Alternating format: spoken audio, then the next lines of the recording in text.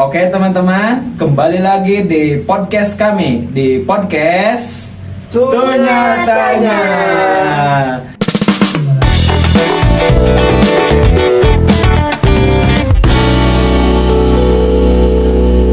Tentunya di sini saya tidak sendiri ya, ditemani oleh narasumber yang begitu hebat dan kompeten di bidangnya masing-masing.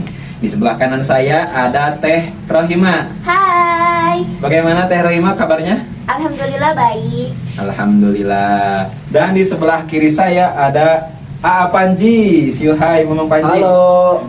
Gimana kabarnya Memang Panji? Alhamdulillah luar biasa. Masya Allah ya teman-teman, narasumber kita begitu hebat dan cantik, ganteng sekali ya. Insyaallah.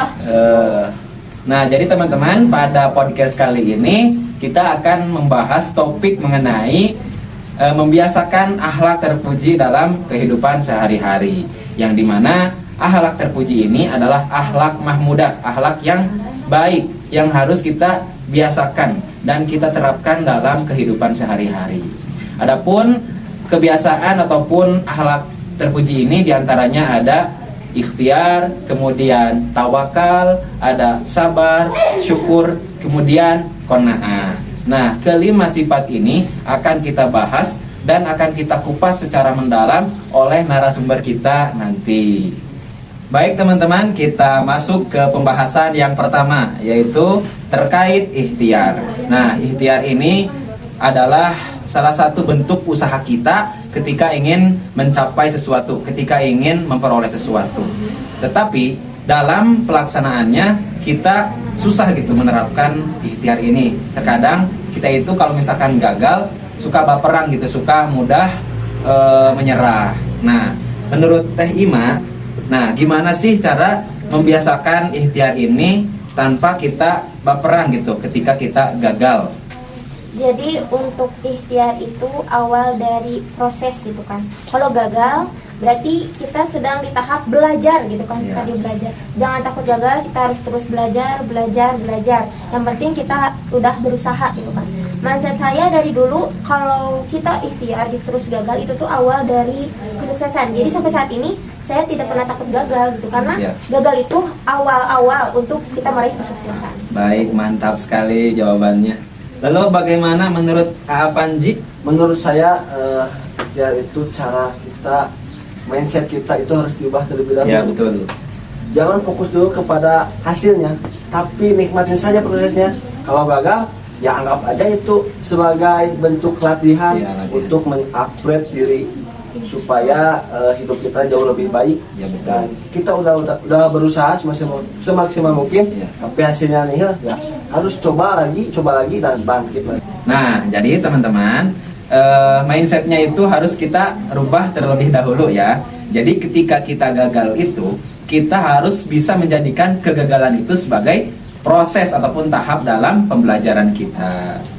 Nah, untuk pembahasan selanjutnya, kita masuk ke pembahasan mengenai tawakal ya teman-teman. Yang dimana tawakal ini masih ada kaitannya dengan pembahasan yang pertama, yaitu terkait ikhtiar, yang dimana setelah kita ikhtiar, kita bertawakal ataupun mempasrahkan diri kita ataupun mempasrahkan apa yang telah kita ikhtiarkan kepada Allah Subhanahu wa taala. Nah, tetapi pada realitanya pasrah ini, tawakal ini banyak orang yang salah kaprah gitu terkait konsep tawakal ini. Nah, menurut Teh Ima, apa bedanya dan bagaimana cara nerapin tawakal itu yang benar dalam kehidupan sehari-hari? Jadi tawakal itu bukan nyerah ya, tapi percaya kalau kita sudah berusaha sekuat tenaga, serahin semuanya ke Allah Ya. gitu kan. Jadi bukan tawakal itu duduk manis nunggu keajaiban gitu kan.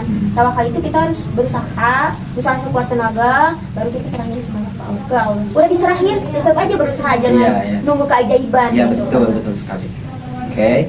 Lalu bagaimana persepsi Mang Panji, A.A. Panji terkait tawakal ini?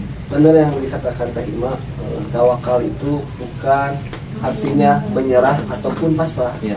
Tetapi kita harus berusaha semaksimal mungkin terlebih dahulu, sebisa kita, baru hasilnya serahkan kepada Allah. Jangan gini, kita sudah berusaha tapi hasilnya kumaha Allah Iya, iya, iya. ya gitu. Kita berusaha dulu sebisa kita, baru hasilnya kita serahkan kepada Allah, baru itu yang dinamakan tawakal yang Tawakal, benar. iya. Ya, betul. Untuk pembahasan selanjutnya terkait sabar ya teman-teman. Jadi setelah kita ikhtiar ataupun berusaha, kemudian kita tawakal ataupun mempasrahkan diri kita kepada Allah, tetapi kita belum menemukan apa yang kita dapatkan, belum menemukan apa yang kita harapkan dan kita cari gitu. Nah, di sini sabar berperan penting dalam menyikapi hal tersebut. Jadi ketika kita belum mendapatkan apa yang kita harapkan, kita harus sabar, kita harus lapang dada, kita harus besar hati gitu, tidak boleh marah, tidak boleh menyerah gitu. Nah, tetapi ya memang sabar itu kalau diobrolkan sangat mudah, tetapi dalam kenyataannya sangat susah untuk dijalankan gitu teman-teman. Nah, saya di sini ingin bertanya kepada Teh Ima, gimana caranya biar sabar itu bisa jadi kebiasaan, bukan cuma teori saja gitu. Jadi kalau di dalam proses sabar itu bagian paling penting gitu kan. Iya.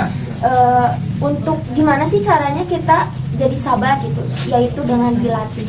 Jadi dilatih itu bukan dari kita sudah berumur gitu, kita Ya. udah masuk SMP atau masuk SMA, tapi kita harus belajar sabar dari sedini mungkin. Karena kalau misalnya kita tidak menerapkan sabar, ya pasti tidak ada tuh bagian prosesnya gitu kan, nggak Ya, ada betul. tawakalnya kalau nggak ada sabar gitu. Harus ada bagian dari sabarnya juga. Jadi untuk melatih kesabaran itu adalah sedini mungkin dilatih. Jadi kalau misalnya ada orang yang ngomong tentang kita, ya kita sabar aja, jangan dilawan gitu. Yang penting kita harus menerapkan sabar itu di diri kita sekarang mungkin dan sedini mungkin gitu. Oke, baik. Lalu menurut pandangan Mamang Panji terkait sabar ini seperti apa? Menurut saya sabar itu kayak sama halnya kayak otot, semakin sering dipakai semakin kuat. Wes, Gak apa-apa mantap. awalnya berat, tapi lama-lama juga kok jadi ringan. Ringan, ya.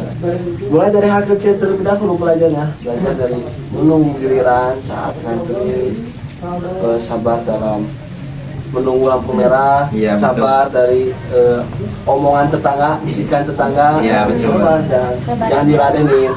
Menurut saya. Nanti juga sabar itu akan menjadi kebiasaan, lama-lama juga jadi enjoy, menjadi happy. Iya. Sabar betul itu sekali. indah. Iya, indah ya, walaupun kenyataannya perih sekali, pahit sekali. Nah, untuk pembahasan yang keempat yaitu mengenai syukur ya teman-teman, yang dimana syukur itu ada kaitannya dengan pembahasan sebelumnya. Jadi setelah kita ikhtiar, kemudian tawakal, kemudian sabar, nah sekarang adalah syukur. Syukur itu ketika kita mendapatkan apa yang kita ikhtiarkan tadi, ketika kita mendapatkan apa yang kita inginkan. Nah gitu ya teman-teman. Nah tetapi kita hidup di era digitalisasi, hidup di era medsos gitu.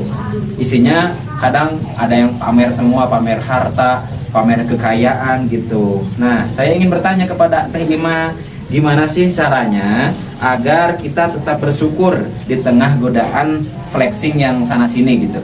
Jadi gini Kak Salman, Ya. untuk menumbuhkan rasa syukur itu caranya tidak melihat hidup orang. Satu, tidak melihat hidup orang. Lalu gimana sih cara menumbuhi rasa syukur? Jadi setiap kita pagi-pagi itu kita melihat kemarin banyak nih yang nolongin aku gitu Oh, kan. iya, betul. Kemarin banyak nih yang ngasih sesuatu hadiah gitu kan, banyak syukur.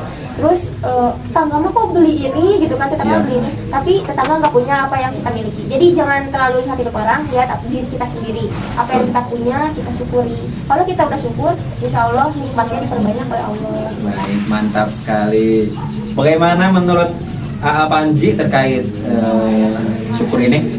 Di tengah dunia yang isinya pamer ini, syukur itu bisa diterapkan beberapa oleh konsep-konsep yang bisa dilatih.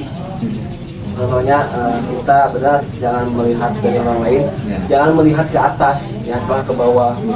Maksudnya kita sudah mempunyai apa barang atau benda yang sudah kita miliki, maka bersyukur. Jangan melihat ke atas. Kalau melihat ke atas mah Singapura gitu. nggak akan Kecapai gitu. nggak Iya. akan cukup, pernah cukup, Iya, nggak betul. akan terus bersyukur. Iya, betul. Beda lagi kalau kita melihatnya ke bawah. Bawah gitu. Kita melihat, misal, alhamdulillah kita sudah dikasih makan. Iya. Kalau kita melihat ke bawah mah, Belum tentu Belum tentu orang lain bisa bisa makan gitu. makan. Iya, betul. konsepnya itu syukur itu harus dilatih. Ya, betul. Baik teman-teman, tibalah kita di pembahasan yang terakhir, yaitu terkait qanaah ataupun kita merasa cukup apa yang dimiliki oleh kita. Yang dimiliki oleh kita merasa cukup gitu, tidak ingin lebih banyak lagi gitu. Cukup lah intinya mah. Nah, tentunya apa yang kita miliki itu pasti ada bandingannya dengan orang lain. Kadang apa yang kita miliki itu lebih sedikit daripada orang lain gitu ya. Jadi rasa cukup itu penting dalam diri kita. Tetapi memang susah banget untuk merasa cukup gitu. Terkadang kita itu pengen lebih banyak lagi gitu. Misalkan dalam harta pengen lebih, wah banyak lagi, pengen mobil pengen punya 2, pengen punya 3, banyak sekali ya. Nah, di tengah budaya serba harus lebih, menurut Teh Ima, gimana caranya agar kita bisa ngerasa cukup dan tetap bahagia dengan apa yang kita miliki sekarang ini?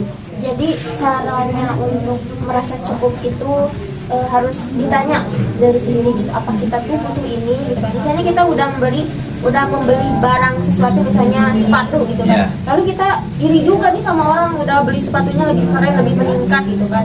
Tapi kan aku butuhnya sepatu ini untuk kuliah gitu kan. Jadi harus lihat dari sini, kita butuh ini enggak sih? Kita butuh itu enggak sih? Jadi harus merasa kita tuh cukup. Hidup itu kan bukan soal gaya-gayaan gitu kan, tapi kita harus selalu bersyukur juga. Tapi gimana kita ngelihatnya gitu, mempergunakannya barang itu. Jadi harus merasa cukup, jangan lebih nih, orang lain lebih nih, kita ikut juga lebih gitu kan. Iya. Kita harus merasa cukup aja, dengan barang ini atau dengan kayak ini kita cukup aja.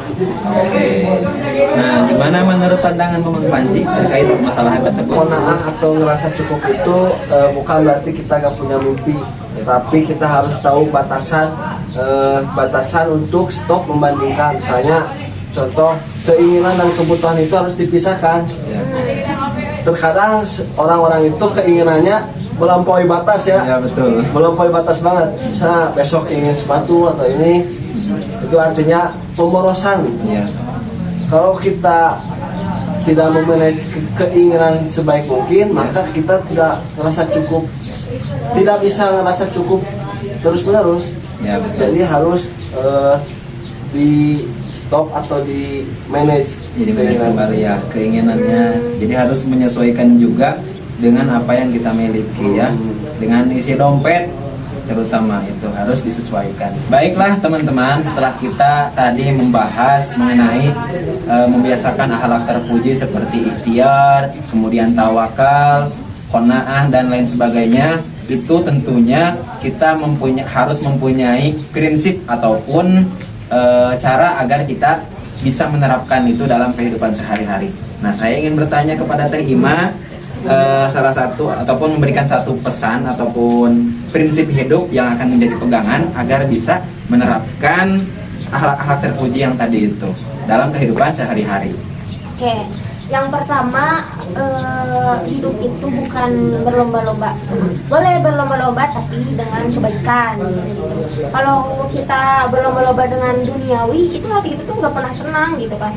Kalau kita berlomba-lomba dalam kebaikan, misalnya sama-sama yuk Kang Salman, Kang Panji, kita berlomba-lomba dengan kebaikan gitu kan. Pasti kan sama-sama hasilnya mencari ridha Allah Ya, kan, betul. gitu. Itu menurut saya mah, jangan terlalu berlomba-lomba dalam hal yang keren gitu, dalam duniawi gitu. Kalau akhlak jadi pegangan, insya Allah kita dapat ridha Allah.